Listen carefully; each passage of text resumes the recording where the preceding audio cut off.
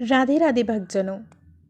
एक बार क्या हुआ, नारद जी शिव जी के पास कैलाश पहुँचे और बोले कि भगवान, पृथ्वी पर तो सब उल्टा हो रहा है। जो अच्छे कर्म कर रहा है उसके साथ बुरा हो रहा है, और जो बुरे कर्म कर रहा है उसके साथ अच्छा ही अच्छा हो रहा है, उसे तो सब कुछ मिल रहा है।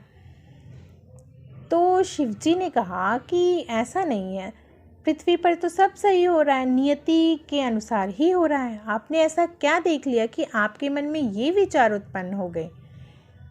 तो देवऋषि नारद ने कहा कि भगवान, मैं जंगल से गुजर रहा था और मैंने देखा वहाँ एक दलदल था और उस दलदल में एक गाय फंसी हुई थी। फिर मैंने देखा कि एक चोर जो कहीं से चोरी कर कर आ रहा था, उसने गाय के ऊपर पैर रखा और वहाँ से आगे चला गया दूसरी जगह चोरी करने के लिए। और फिर दूसरी तरफ वहीं से एक साधु महात्मा गुजर रहे थे। वो साधु महात्मा ने गाय को जब दलदल में फंसे देखा तो उन्होंने गाय को बचाने का पूरा प्रयास किया, और फिर उन्होंने बहुत कोशिशों के बाद गाय को तो बचा लिया, लेकिन उनको बहुत गहरी चोटें आई हैं। तो ऐसा क्यों? वो तो अच्छा किया उन्होंने गाय का, फिर भी उनको चोटें आई। और जो चोर था वो गाय के ऊपर पैर रख के निकल गया और अगली चोरी करने में भी कामयाब हुआ। तो शिव जी ने बहुत ही सुंदर जवाब दिया। शिव जी ने कहा कि इसमें हैरान होने की कोई बात नहीं, ये सब नियति के अनुसार ही हो रहा है।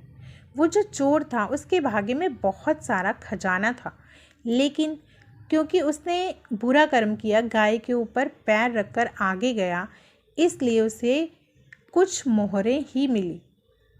और जो साधु महाराज थे उनकी तो मृत्यु बहुत करीब थी, लेकिन क्योंकि उन्होंने गाय की मदद की, गाय को बचाया, तो उन्होंने एक अच्छा कर्म किया जिसकी वजह से उन्हें मात्र कुछ गहरी चोटें ही आई हैं, उनकी मृत्यु टल गई।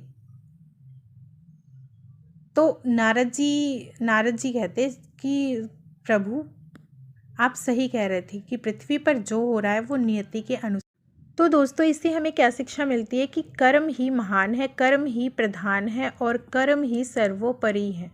कर्म ही एक ऐसी चीज़ है, कर्म ही हमारा भाग्य बनाते हैं और बिगाड़ते हैं। तो सदा ही शुभ कर्म और अच्छे कर्म करें और अपना भाग्य स्वयं बनाएं। जय श्री कृष्ण। राधे राधे।